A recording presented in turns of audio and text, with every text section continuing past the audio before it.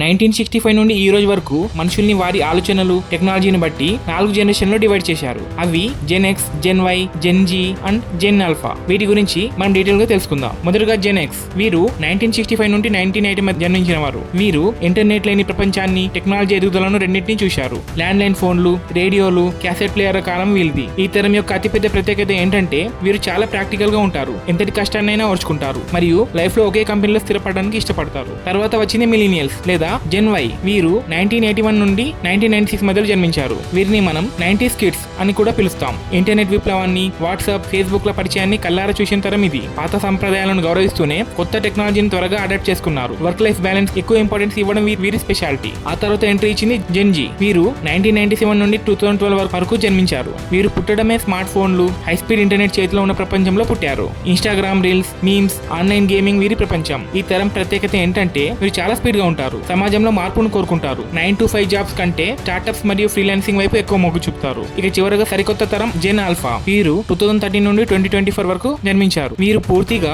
21వ శతాబ్దంలో పుట్టిన మొదటి తరం. IPads, artificial intelligence, chat GPT, metaverse ప్రపంచం వీరి. నోటితో చెప్తే వినే అలెక్సాతో మాట్లాడుతూ పెరుగుతున్న ఈ కిడ్స్ స్పెషాలిటీ ఏంటంటే వీరు ఊహించని రేంజ్ లో గ్లోబల్ టెక్నాలజీతో కనెక్ట్ అయి ఉన్నారు మరియు చిన్న వయసులోనే కోడింగ్, డిజిటల్ స్కిల్స్ నేర్చుకుంటారు.